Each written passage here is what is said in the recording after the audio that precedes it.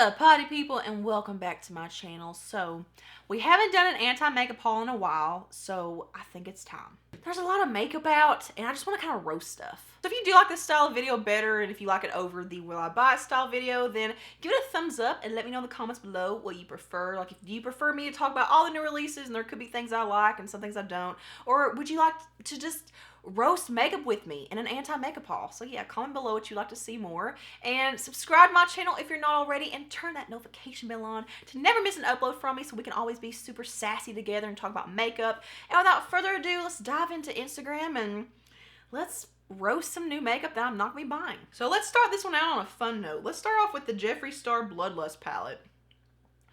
You can't possibly think this is pretty. I feel like Jeffree Star does this thing where he tricks people into thinking that his palettes are good looking by making the design pretty and like fancy schmancy and putting a lot of detail into it, and this isn't pretty. Like, just taking aside all my thoughts on Jeffree Star as a person, like as a makeup creator, not talking about the formulas, not talking about the packaging or anything like that, but as far as like his eye for eyeshadow palettes and like putting different color combinations together, I don't think he has it. There's no cohesion. They're just kind of thrown everywhere. And I actually saw a picture. If I can find it, I'll put it over here as well. But someone actually changed the background color just to showcase the fact that, like, without this being, you know, really pretty and purple and tying into, a few of the purple shadows in here, that is actually not a very attractive palette. Like, it's not very appealing.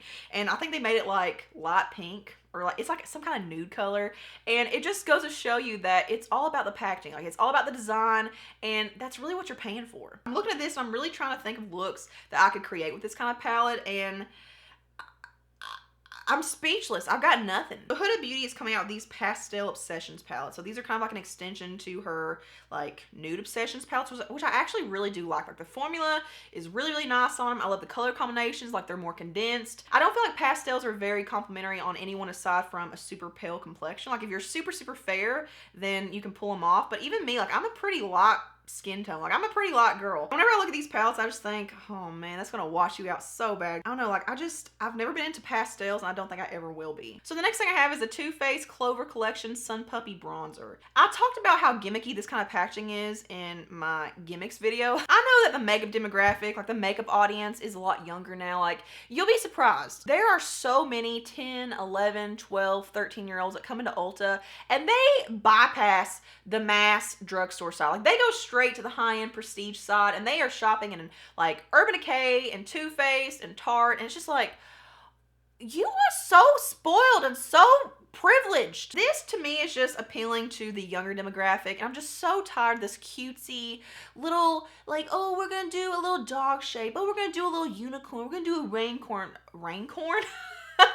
a raincorn shape. I meant to say rainbow shape. So this is a definite no-go, and plus it's like $32. Like, $32 for a bronzer. There's nothing special about a bronzer formula. Like, there's no reason for anyone to go out and have to spend over like $15 on a bronzer. Oh god, we have some more Norvina palettes by Anastacio. This is the Cherry palette, the Volume 3 Pro Pigment Mini Cherry palette. I am so sick of Norvina. Can someone please throw her off the throne? Like, why does she have any creative control or power in this brand still? The pairing itself, it's unique. I'll give her that. Like, you've got, a world full of just nude palettes or smoky palettes. Just, I don't know. You have the same thing over and over again. So I will give Norvina and Anastacio credit for coming out with something that is slightly different and just kind of like branching away from what everyone else is doing. It's just one of those palettes I feel like it's gonna be over like that. Like, you're gonna use it a couple of times and then you're just gonna throw it to the side and move on, because it's not something that is very universal. And then we have the Too Faced Born This Way collection. So Too Faced just come out with this new eyeshadow palette and also like these highlighter palettes. And to be honest, they're kind of pretty, but I actually think that the shadows are really pretty, and I don't know, it looks like it would be a really good palette for every day and also for special occasions. But this is turning into a will I buy it. I'm not gonna be buying it, but I do kind of like to look at it. So the highlighter palettes, they're like trios, and they're all different finish. So you have more of like I guess more of a glittery formula, more of just a shimmery formula, and then more of just like a finishing touch, like a finishing powder type formula, maybe like the Hourglass Ambient Lighting Powders, I don't know. But I wouldn't buy this directly from Too Faced. Like, I don't want to give them my money.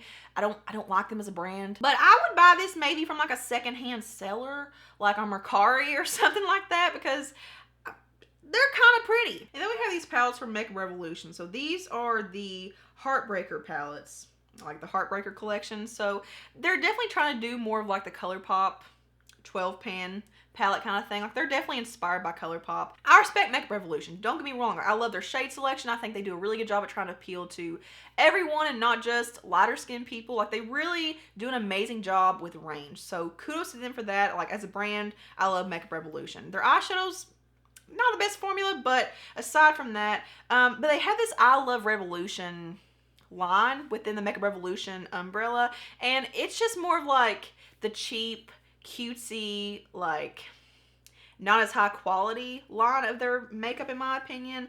And to me, these are just, I mean, I just go buy a Colourpop palette. Then we have the Farsali Oil Balancing Liquid Powder Serum. Farsali as a brand kind of annoys me because they're one of those Instagram brands that they'll continuously, like, I think they're the ones that started the like oil dripping on the face for a thumbnail in the video type thing, and that's just, that really grinds my gears. It's not teaching people how to properly apply skincare. Like, you don't drip a product onto your skin. Like, put it in your damn hand and rub it between your hands and put it on like a normal person. Going back to the product itself, her skincare is way too expensive, and it's just, to me, whenever I think of her skincare, like the Farsali skincare in general, I think makeup skincare. Like, it's not actually like good for your skin stuff, in my opinion. Plus, it's like hella expensive. Like, this is like $54.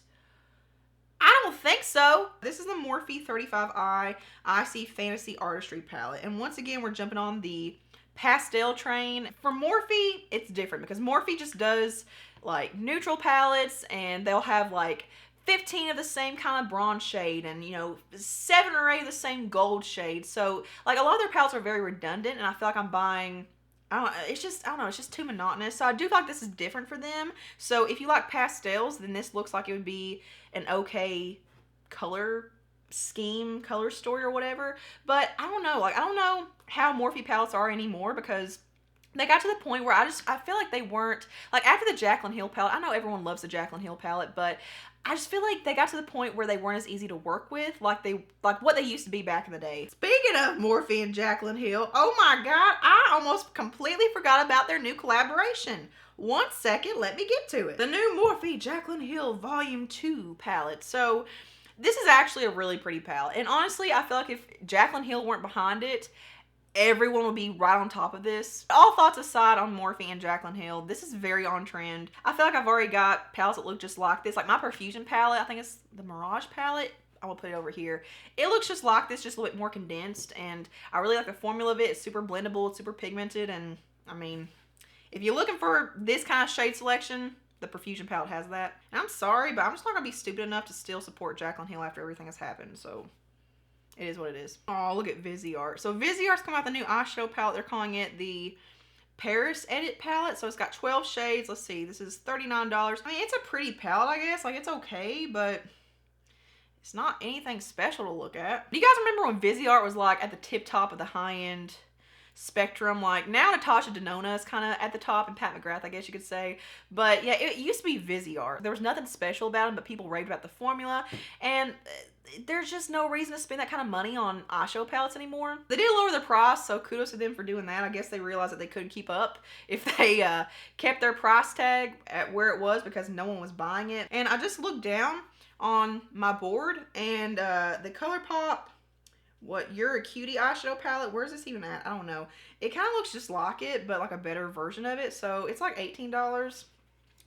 There's your little alternative in case you are interested in the Viseart palette. What's this ugly old thing? So we had the BH Cosmetics times, who is that? Levi Dun Prince? I don't know who that is, but it's a collaboration palette, but this is $18, and it's just another rainbow palette. Can we please get past this rainbow Instagram edit kind of makeup. But BH just has way too many colorful rainbow palettes now. Like, they all look the exact same. The Anastacio Amrezy palette. So this is an okay palette, but I feel like Anastacio is just kind of recycling their other palette. Like, they're just kind of like changing up the color combinations from older palettes. I don't like Amrezy as an influencer. I just feel like Amrezy is just, she's just not my cup of tea. That's one reason I don't really want to support the collaboration. But I mean, I just feel like we're getting the same tan, brown, black, dark brown, bronze, gold, coppery shades. Like, there's a few pops of color in there and a few things that make it kind of different, and like the outside packaging is really pretty, and I think that's what kind of suckers us in. What I found with my other Anastacio palette, like, I got the Carly Bible palette. I did a tutorial and stuff with it, but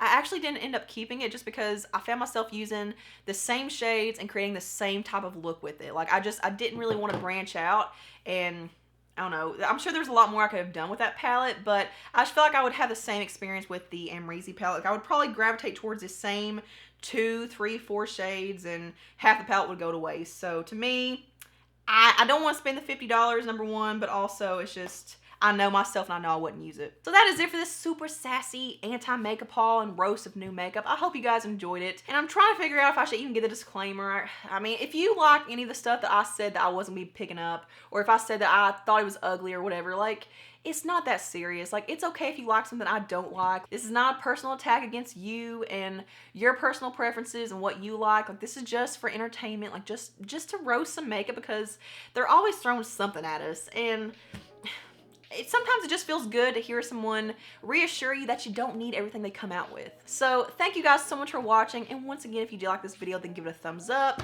and subscribe to my channel, and I will see you all in my next one. Mwah.